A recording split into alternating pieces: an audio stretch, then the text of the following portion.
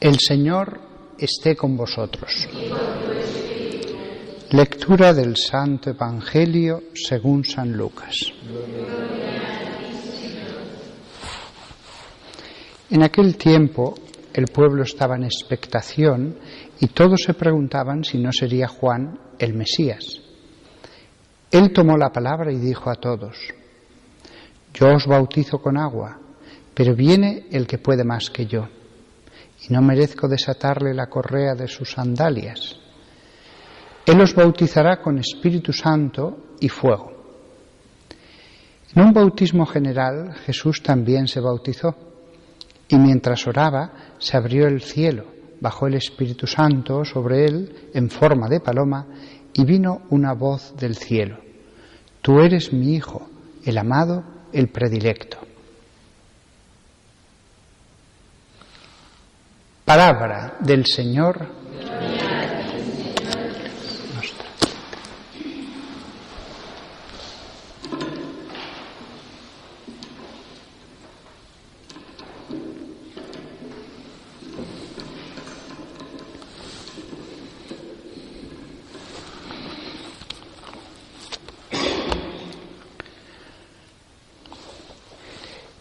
Me gustaría fijarme en un pequeño detalle del episodio del bautismo de Jesús, un detalle que no suele aparecer prácticamente en ningún sermón.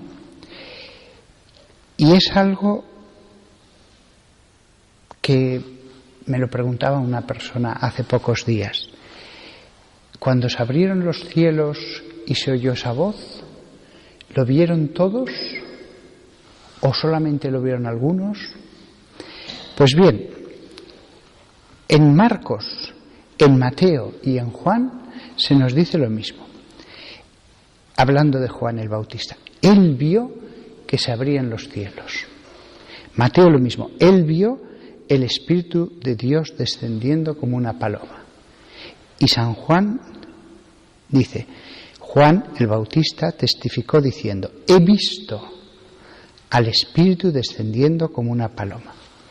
Es decir, no se dice que todos lo vieron, se dice solo de Juan el Bautista. La visión, la voz que vino, fue algo que lo vio él.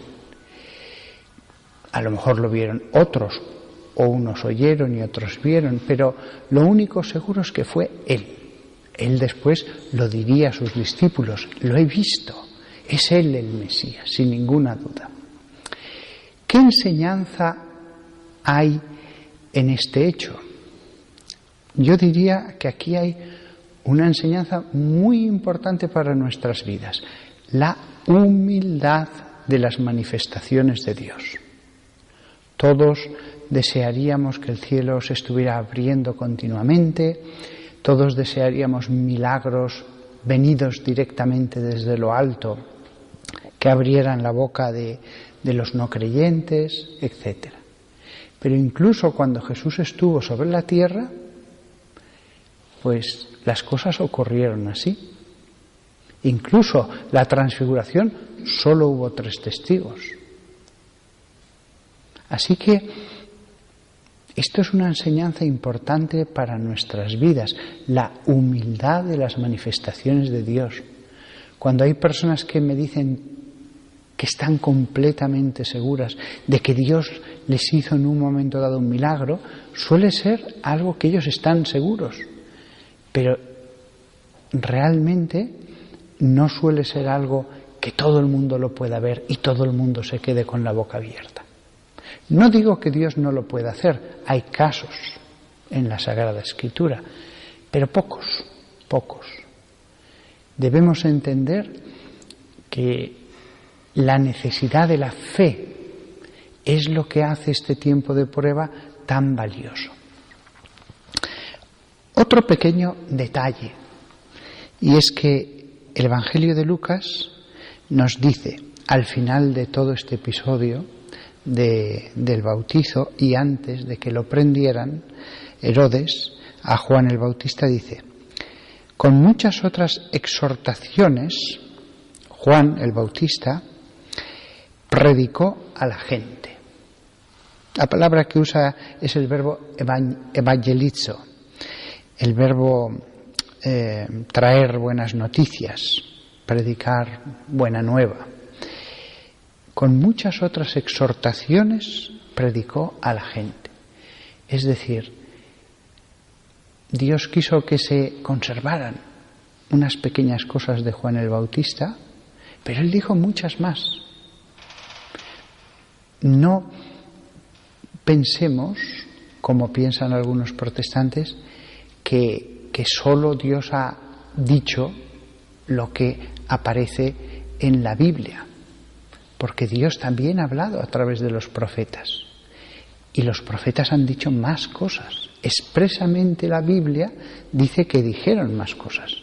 De Jesús, al final del Evangelio, muchas más cosas dijo el Hijo del Hombre, que si todas tuvieran que ser escritas no cabrían los libros sobre la faz de la tierra, pero lo mismo de Juan, lo mismo de Juan. Es curioso también ese paralelismo entre Juan y Jesús, que de los dos al final se diga una expresión tan idéntica.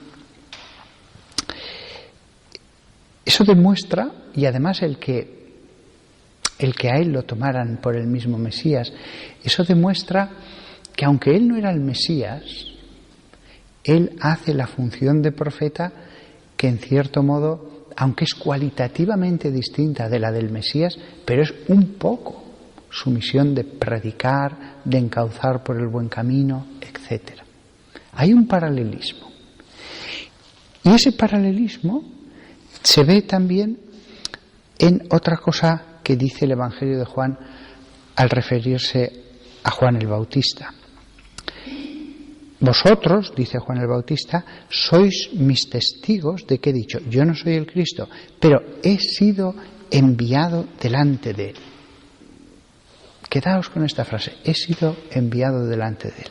Y continúa. El que tiene la novia es el novio, pero el amigo del novio está ante él y le escucha, y se alegra grandemente a causa de la voz del novio.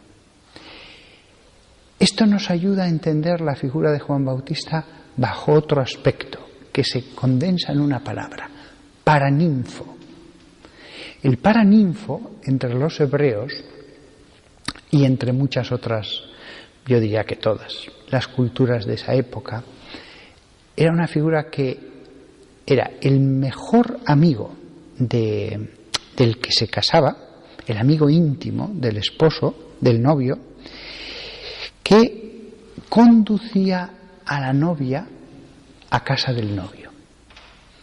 Y realmente podemos ver en Juan el Bautista la figura del paraninfo, porque de hecho expresamente San Juan recoge esas palabras de Juan Bautista, el amigo del novio que está delante de él y le escucha, y que se alegra grandemente a causa de la voz de la novia. ¿Qué está queriendo decirnos Juan el Bautista con estas palabras? ¿Qué novia? Pues se está refiriendo a que Jesús es el esposo, que se va a casar, va a tener una relación esponsal con su pueblo. ¿Cuántas veces se habla de Jerusalén como la que va a ser dada, va a tener los esponsales con el novio, que va a ser la esposa de Dios? Pero de hecho Jerusalén había estado bastante alejada de Dios, había seguido otros caminos, había ido con otros, y sin embargo la profecía. Pues bien, aquí llega el paraninfo, el amigo íntimo del novio, que lleva a la novia el pueblo judío al novio, que lleva a Jerusalén al que debe ser su esposo. Esta es una idea muy bonita, y entonces se entiende de otra manera cuando el mismo Juan el Bautista dice: yo he sido enviado delante de él, porque el novio le enviaba delante de él, sobre todo si venía el novio desde otro lado, y cuando dice estoy ante él, el novio, y le escucho. Él es el que escucha al novio y va a hablar a la novia. Esta es una imagen también muy bonita, tan repetida en los libros de la Biblia. Jerusalén, la mujer que va a ser entregada en esponsales a su novio, que en este caso es Dios mismo encarnado. Si os fijáis, la figura de Juan el Bautista, por lo tanto, es muy importante. No es una figura menor, no es un profeta más de los muchos que ha habido en la historia. Las masas de gente iban a escucharle, iban a preguntarle, iban a pedir que les echara el agua encima cuando ellos se arrepintieran de los pecados. Y esas personas después volvían a sus ciudades o a sus aldeas y hablaban, pues nos ha dicho esto, nos ha dicho lo otro. Con lo cual él durante años hizo una labor muy importante de preparar los caminos al Mesías. Todo el pueblo de Israel sabía que venía el Mesías. Todo el pueblo decía, preparaos que se va a manifestar. No nos ha dicho quién es, pero nos ha dicho que está el Mesías ya a las puertas, a las puertas. Y eso se hablaba en el templo, eso se hablaba entre los poderosos, entre los sencillos. Eso le allanó muchísimo el camino. Y de hecho, así había sido presentado por otro profeta anteriormente, como el que le allana los caminos, el que rellena los valles y corta las montañas. Lo hace todo plano, lo escabroso lo hace llano. Diréis, bueno, pero si no hubiera estado Juan el Bautista, al final hubiéramos tenido lo mismo, Jesús predicando y Jesús haciendo milagros y al final la pasión. No, Dios no hace nada en vano. Si Juan no hubiera preparado los caminos, quizás todo se le hubiera puesto en contra al principio creyéndolo por loco, quizás los fariseos no le hubieran respetado tanto y enseguida hubieran ido a por él, pero el pueblo estaba con Jesús porque lo había anunciado Juan Bautista. Es decir, la figura de Juan Bautista es muy importante, muy importante. Tan importante que realmente Dios preparó y escogió a uno que fuera a hacer las cosas muy bien. No se podía permitir que hubiera desviaciones. No se podía permitir que el mensaje del hombre que le precediera desviara en algunos temas, en algunos aspectos, a la gente respecto a lo que iba a ser el Evangelio.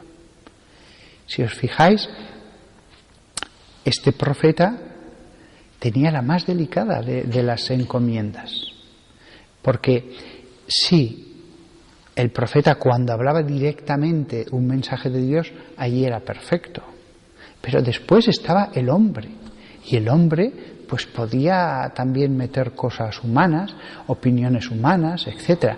No cuando recibiera un mensaje de Dios, pero el resto del tiempo sí. Con lo cual, verdaderamente se entiende por qué Jesús dice que Juan es el más importante de los nacidos de mujer.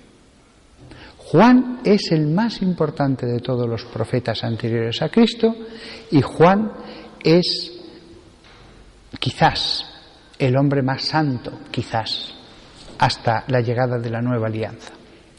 Con lo cual, aquí podemos ver una vez más cómo Dios todo lo prepara magistralmente, cómo Dios no deja nada al azar, no deja cabos sueltos, sino que Él hace las cosas bien, muy bien. Pues nada más, que todos nosotros sintamos aprecio por Juan el Bautista y nos demos cuenta de que él es uno de los astros que brillan con un brillo verdaderamente importante en el reino de los cielos, que quizás estamos hablando del que más se ha santificado antes de Cristo. Aunque, claro, la figura de San José Quizás él sea más santo. Lo que pasa es que él ya podemos decir que está totalmente en el Nuevo Testamento. Juan el Bautista no tuvo más medios que los que tuvieron todos los que vivieron en el Antiguo Testamento. Mientras que San José, en la casita de Nazaret, no es que tuviera el Evangelio, es que tenía el Evangelio vivo, tenía el sagrario vivo, visible.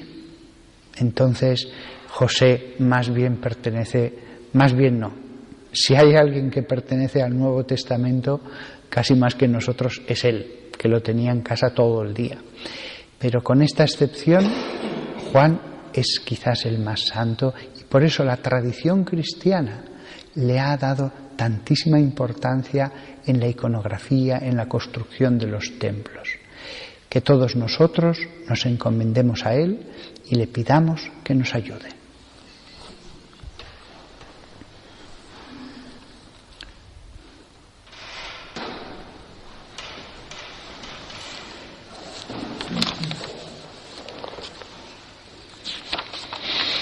Creo en Dios, Padre Todopoderoso, Creador del cielo y de la tierra.